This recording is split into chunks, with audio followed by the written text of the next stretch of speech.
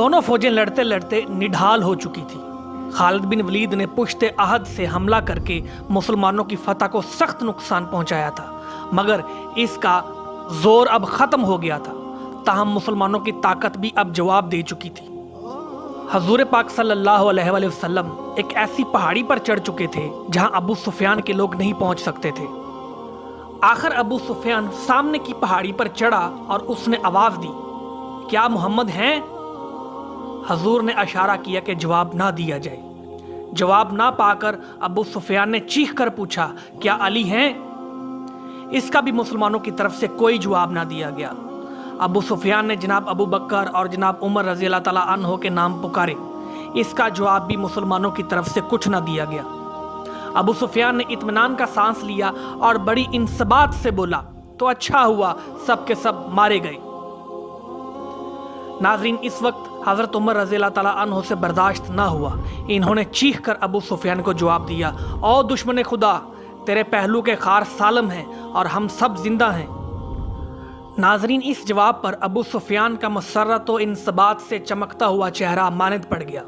वो चंद लम्हे सख्ता के आलम में खड़ा रहा, फिर अपनी शर्मिंदगी और खुजालत को छुपाने के लिए अपने बुतों के नाम ले लेकर इनके जयकार मतलब नारे लगाने लगा। उसने गला फाड़ के नारा लगाया, आला हबल, यानी ए हबल तू सर बुलंद रहे। अब तक हजूर सल्लल्लाहु अलैहि वसल्लम ने जवाब देने से रोक रखा था, लेकिन अबू सुफियान के इस नारे पर आप सल्लल्लाहु अलैहि वसल्लम ने जवाब देने का हुक्म दिया और एक सहाबी ने जवाब में कहा, अल्लाहु आला व अजल, यानी अल्लाह की ज़ात बुलंद व बरतर है। अबू सुफियान ने फिर डींग मारी, लनल इज़्ज़ा व इज़्ज़ा लकुम, यानी हमारी ताईद में अज़ा है और तुम्हारे साथ कोई अज़ा नहीं। नाज़रीन, हजूर अकरम सल्लल्लाहु अलैहि वसल्लम के हुक्म से सहाबी ने फ़ौरन जवाब दिया, अल्लाहु मौलाना वला मौला लकुम, यानी हमारा मददगार अल्लाह ताला है और तुम्हारा कोई मददगार नहीं। नाज़रीन, यहाँ ये बात जहन में रखनी चाहिए कि जंग के वक़्त अरब रजिज़ पढ़ते थे। रजिज़ नसर के वो जुमले के वो अशार होते हैं जो अरब अपनी और अपने ख़ानदान की बरतरी के लिए कहते थे। इसमें अपने ख़ानदान के अलावा कफ़ार अपने बुतों और मुसलमान खुदा की अज़मत का जिक्र करते थे। नाज़रीन, इन रजिज़ का अंदाज़, लहजा और अल्फाज पर गरूर होते थे, मगर इस ज़माना में इसका रवाज था और इसे मायूब ना समझा जाता था। इस जगह पर एक ये सवाल उठाया गया है कि जब हजूर अकरम सल्लल्लाहु अलैहि वसल्लम ने सहाबा कराम को जवाब देने से मना किया था, तो हज़रत उमर ने अबू सुफियान को जवाब क्यों दिया? क्या ये हज़रत उमर रज़ी अल्लाह ताला अन्हो की गलती नहीं थी? और क्या इन्होंने अपने सलार के हुक्म की खिलाफ वर्जी नहीं की थी? तो नाज़रीन, इसका जवाब यही हो सकता है कि निस्यान और भूल का शिकार तो उम्मुल बशर हज़रत आदम भी हुए थे और हज़रत उमर भी तो इंसान थे। दूसरा जवाब ये दिया जा सकता है कि हजूर सल्लल्लाहु अलैहि वसल्लम ने हज़रत उमर के इस अक़दाम को खुद ही दरगुज़र फरमा दिया था और फ़ौरन ही जवाब देने का हुक्म दिया था, इसलिए हमें ये एतराज़ ज़ेब नहीं देता। ताहम हज़रत उमर का ये इक़दाम कि इन्होंने ये अफ़वाह सुन के कि हजूर सल्लल्लाहु अलैहि वसल्लम शहीद कर दिए गए हैं, अपनी तलवार फेंक दी थी और हजूर सल्लल्लाहु अलैहि वसल्लम जो ज़िंदा सलामत थे, इनकी हिफाजत की तरफ से गाफिल हो जाना एक ऐसा इक़दाम था जिसकी बंदों ही ने नहीं बल्कि अल्लाह ताला ने भी गिरफ्त की थी और इसका जिक्र आगे आएगा। नाज़रीन, हजूर सरकार दो आलम सल्लल्लाहु अलैहि वसल्लम की शहादत की अफवाह मदीना मुनव्वरा तक पहुँच गई थी और आप सल्लल्लाहु अलैहि वसल्लम की दुख्तर नेक अख्तर खातून जन्नत हज़रत फ़ातिमा ज़हरा हवास बाख्ता होकर भागती हुई मैदान उहद में पहुंच गई थी। इस वक्त तक हजूर अकरम सल्लल्लाहु अलैहि वसल्लम के ज़ख्मों से खून बहना बंद ना हुआ था। जनाब अली मुर्तज़ा अपनी सुपर में पानी भर भर लाते और सैयदा ज़हरा आप सल्लल्लाहु अलैहि वसल्लम के ज़ख्मों को धोती, मगर खून फिर भी बंद ना हुआ। इस वक्त आपने चटाई का एक टुकड़ा जलाकर ज़ख्म में भरा और पट्टी बांध दी, जिससे खून बहना बंद हो गया। वाज़े रहे कि ग़ज़वा बदर के बाद जनाब फ़ातिमा ज़हरा और जनाब अली की शादी हो गई थी। सहाबा कराम की तरफ से अबू सुफियान के जुमलों के जवाबात इस कदर दिनदान शिकन थे कि अबू सुफियान ने अंदाज़ा लगा लिया था कि इस वक्त मुसलमानों से मज़ीद जंग का नतीजा उसके हक़ में अच्छा ना होगा। इसलिए जिस हद तक फ़तह हासिल हुई है, इसे गनीमत जानकर मक्का को वापस हो जाए। चुनांचे वो हौसला हार कर वापस हो गया और अबू सुफियान ने वापस जाते हुए अपने दिल को खुश करने और अपने साथियों के हौसले बुलंद करने के लिए चीख कर मुसलमानों को मुखातब किया कि हमने बदर के मकतूलीन का बदला ले लिया, आइंदा साल फिर बदर में जंग होगी। अन हज़रत सल्लल्लाहु अलैहि वसल्लम ने फ़ौरन एक सहाबी के ज़रिए इससे जवाब दिया, हाँ, ये हमारे और तुम्हारे दरमियान इंशाअल्लाह पुख्ता अहद है। नाज़रीन, मैदान उहद में बज़ाहिर मुसलमानों को शिकस्त हुई थी और इन्हें नुकसान उठाना पड़ा था, लेकिन जब मुशरिकीन मक्का को ये मालूम हुआ कि हज़ूर अकरम सल्लल्लाहु अलैहि वसल्लम ज़िंदा और सलामत हैं, तो इनकी मदीना पर हमला करने की हिम्मत ना हुई और वो मैदान उहद से ही वापस चले गए। नाज़रीन, मुसलमानों को ये शिकस्त उनकी एक लग़्ज़श से हुई थी। दर्रे पर मामूर तीर अंदाजों ने बावजूद हजूर सल्लल्लाहु अलैहि वसल्लम की ताकीद के अपनी जगह छोड़कर माले गनीमत लूटना शुरू कर दिया था, जिससे खालिद बिन वलीद जैसे ज़हीन सरदार ने पूरा फ़ायदा उठाया और मुसलमानों को शिकस्त से दो चार कर दिया। फिर भी मुसलमान शिकस्त खुर्दा नहीं हुए थे और ना इनकी कुव्वत बिल्कुल ही ख़त्म हो गई थी। चुनांचे हजूर अकरम सल्लल्लाहु अलैहि वसल्लम ने 70 आदमियों का एक दस्ता मुशरिकीन मक्का के ताक़ुब में रवाना किया। दस्ता की रवानगी के बाद हजूर खुद भी पूरी फ़ौज के साथ मदीना से 8 मील तक मुशरिकीन के ताक़ुब में गए और मकाम अल अहमर अल असद तक पहुँच गए। इधर अबू सुफियान मक्का की तरफ वापस जाते हुए रवाहा के मकाम पर ठहरा और मशहूर करने लगा कि पलटकर मदीना पर हमला कर दिया जाए। मगर शिबली नुमानी की सीरतुल नबी की रवायत के मुताबिक कबीला खज़ाआ, जो अभी इस्लाम ना लाया था लेकिन वो दर पर्दा इस्लाम की तरफदार था, इसके सरदार मोहब्बत अल खज़ाई ने अबू सुफियान को समझाया, सरदार, आपने मैदान उहद में जितनी फतह हासिल की है इसे हाथ से खोने की कोशिश ना कीजिए। आप मदीना पर हमला करने की बाबत सोच रहे थे और मुझे इतला मिली है कि मोहम्मद इस कदर साजो सामान से हमारे ताक़ुब में आ रहे हैं कि इनसे मुकाबला करना मुमकिन नहीं। ये सुनकर अबू सुफियान बदहवास हो गया और उसने मक्का की तरफ तेज़ रफ्तारी से सफ़र का हुक्म दे दिया। नाज़रीन, ग़ज़वा उहद तारीख़ का दूसरा ग़ज़वा था। ग़ज़वा बदर में मुसलमानों ने मुशरिकीन मक्का के 70 आदमियों को हलाक किया था। ग़ज़वा उहद में अपनी एक गलती की वजह से 70 मुसलमान शहीद करा लिए। चुनांचे बज़ाहिर मुशरिकीन का ये कहना दुरुस्त था कि इन्होंने जंग बदर का बदला ले लिया। इस ग़ज़वा में मुशरिकीन के मरने वालों की तादाद 30 और बाज़ रवायतों के मुताबिक 24 बताई गई है। शुहदा में 4 महाजर और बाकी 22 अंसार थे। इसके अलावा 40 मुसलमान ज़ख्मी भी हुए। हजूर सल्लल्लाहु अलैहि वसल्लम के चचा हज़रत हमज़ा, फूफा के बेटे अब्दुल्ला बिन हजश और सहाबा कराम में से मुस्तब बिन अमैर, हंज़ला बिन अबी आमर, राफ़े बिन मालिक, अब्दुल्ला बिन उमर खज़रजी और मोतद बदरी सहाबा शहीद हुए। और नाज़रीन, कुरैश मक्का की मुशरिक ख़वातीन को इस ग़ज़वा में मुसलमानों की लाशें ख़राब करने का मौका मिला था। चुनांचे इन्होंने शुहदा के नाक कान काट कर अपने जोशे इंतकाम को सर्द किया। अबू सुफियान की बीवी हिंदा ने मुस्लिम शुहदा के अज़ा काट कर इन्हें फूलों की तरह परोकर हार गूंदा और गले में पहना, फिर जनाब हमज़ा का कलेजा निकाल कर चबाया। नाज़रीन, हिंदा का बाप उतबा ग़ज़वा बदर में जनाब हमज़ा रज़ियल्लाहु ताला अन्हु के हाथों मारा गया था। इसका इंतकाम इसने हबशी गुलाम वहशी के हाथों जनाब हमज़ा को शहीद करा के लिया था। नाज़रीन, हबशी गुलाम वहशी के बारे में एक रवायत ये भी है कि इसने हज़रत हमज़ा को नेज़ा मारकर शहीद नहीं किया था, बल्कि इसके पास वहशियों का लोहे का एक गोल चक्कर था जिसके चारों तरफ दंदाने बने हुए थे। इस पहिए को घुमा कर निशाने पर मारा जाता था। यह पहिया घूमता हुआ निशाने पर लगता और मफरूबा मुकाम को आरी की तरह काट के रख देता था।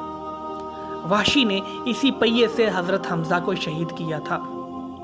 हिंदा ने जब हज़रत हमज़ा का कलेजा निकाल कर चबाया तो वो उसके गले से न उतर सका और उसने इसे उगल दिया। तारीखों में इसी वजह से इसका नाम जिगरखोर हिंदा लिखा जाता है। नाजरीन, इस ग़ज़वा में मुसलमान ख़वातीन ने बड़ी जान फरोशी और जान नसारी का मुज़ाहरा किया था। हज़रत उम्मे सलीम और हज़रत आयशा मशकों में पानी भर भर के लाती थीं और ज़ख्मियों को पानी पिलाती थीं। जिस वक्त मुशरिकीन ने आम हमला किया और हजूर सल्लल्लाहु अलैहि वसल्लम के गिर्द सिर्फ चंद जान निसार बाकी रह गए तो हज़रत उम्मे अमारा जो मशकीज़ा लिए पानी पिलाती फिर रही थी, इन्होंने मशकीज़ा एक तरफ फेंका और तलवार सौंत कर हजूर सल्लल्लाहु अलैहि वसल्लम के पास पहुंची और सीना सुपर हो गई। इब्ने कीमा ने हजूर सल्लल्लाहु अलैहि वसल्लम पर तलवार का वार किया तो उम्मे अमारा ने आगे बढ़कर इसके वार को रोका, जिससे उनका शाना जख्मी हो गया। उम्मे अमारा ने पलटकर इस पर जवाबी हमला किया, मगर इब्ने कीमा दोहरी ज़रा बख्तर पहने हुए था, इसलिए इस पर तलवार के वार का कोई असर न हुआ। जनाब रसूल सल्लल्लाहु अलैहि वसल्लम की फूफी यानी हज़रत हमज़ा की हमशीरा हज़रत सफ़िया को मुसलमानों की शिकस्त का हाल मालूम हुआ तो वो मदीना से निकलकर मैदान उहद में पहुंची। मुशरिकीन मक्का और ख़ास तौर पर हिंदा ने हज़रत हमज़ा की लाश को बिगाड़ दिया था। हजूर सल्लल्लाहु अलैहि वसल्लम को हज़रत सफ़िया की आमद की खबर मिली तो हज़रत सफ़िया के बेटे ज़ुबैर बिन अवाम को बुलाकर हुक्म दिया कि सफ़िया हमज़ा की लाश ना देखने पाएँ। जनाब ज़ुबैर ने वालदा के पास पहुंचकर आप सल्लल्लाहु अलैहि वसल्लम का हुक्म सुनाया। ऐ मादर मेहरबान, जनाब रसूल सल्लल्लाहु अलैहि वसल्लम का हुक्म है कि आप मामू हमज़ा की लाश ना देखने पाएँ। जनाब सफ़िया ने जवाब दिया, बेटे मैं भाई का हाल सुन चुकी हूँ, खुदा की राह में ये कोई बड़ी कुर्बानी नहीं है। इसके बाद आप जनाब रसूल सल्लल्लाहु अलैहि वसल्लम के पास तशरीफ़ ले गईं और उनसे दरख्वास्त की, ऐ खुदा के रसूल, मुझे मालूम है कि मुशरिकीन मक्का ने मेरे भाई की लाश बिगाड़ दी है।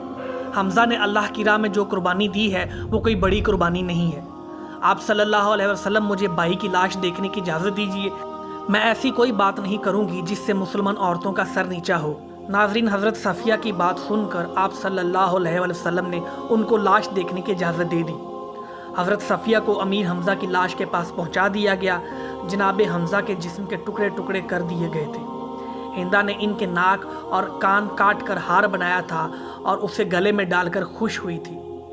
फिर उसने जनाब हमज़ा का कलेजा निकाल कर इसे चबाने की भी कोशिश की थी, मगर इसे निगल ना सकी। जनाब सफ़िया ने भाई की लाश को देख के कहा, इन्ना लिल्लाहि व इन्ना इलैहि राजिऊन, और बड़े इस्तक़लाल के साथ खामोश हो गई। नाज़रीन, इस गज़वा में हज़रत सफ़िया के अलावा एक और अंसारी खातून का किरदार भी नहायत काबिल कदर और सब्र व तहम्मुल का नादर नमूना रहा था।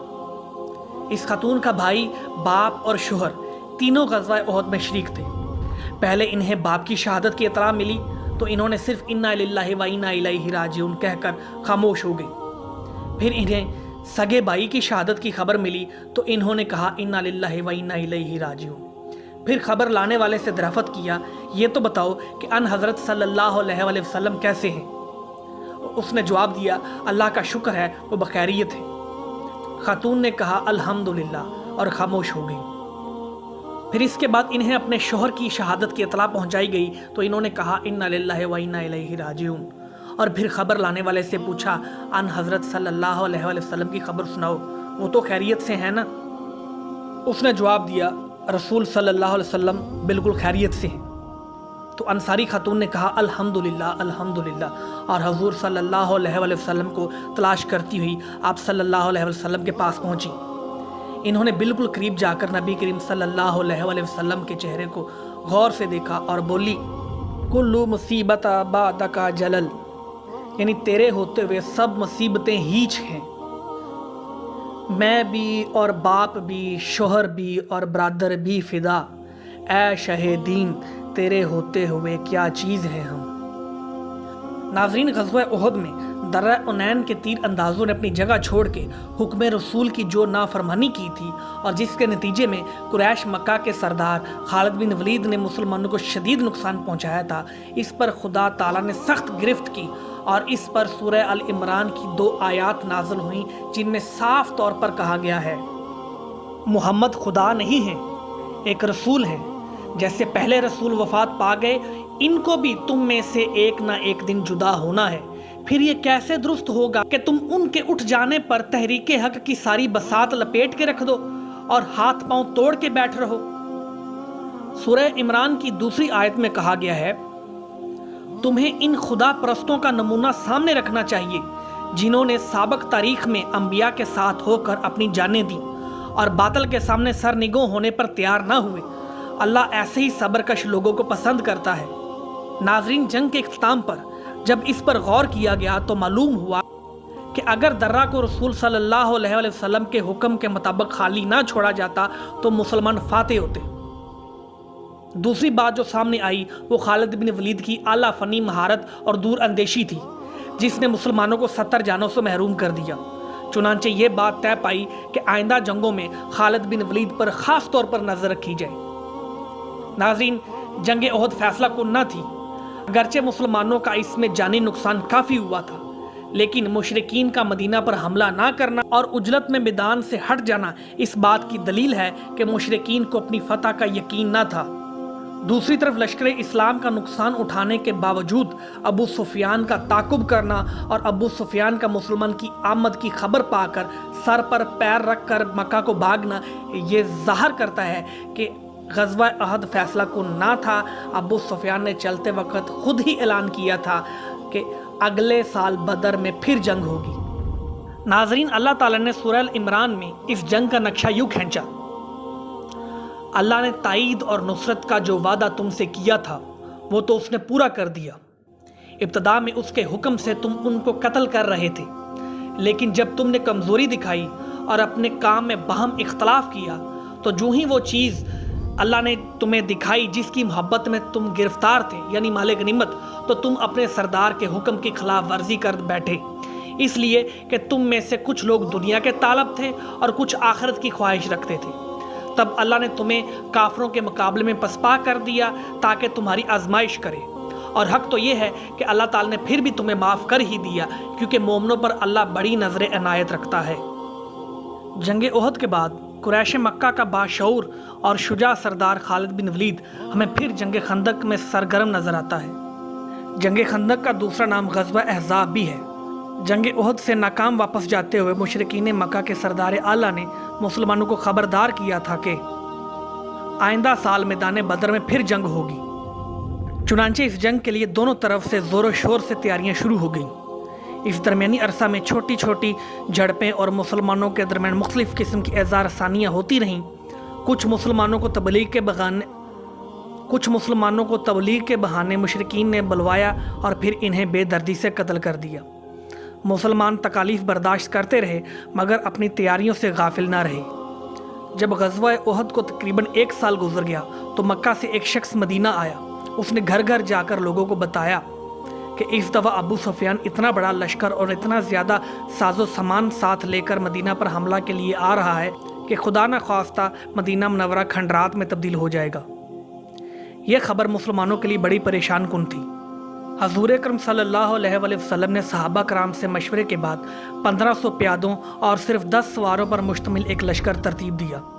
پھر عبداللہ بن رواحہ یا عبداللہ بن ابی سلول کو مدینہ میں اپنا نائب مقرر کیا اور اس بے سر و سامان لشکر کے ساتھ میدان بدر میں پہنچ کر خیمہ زن ہوئے۔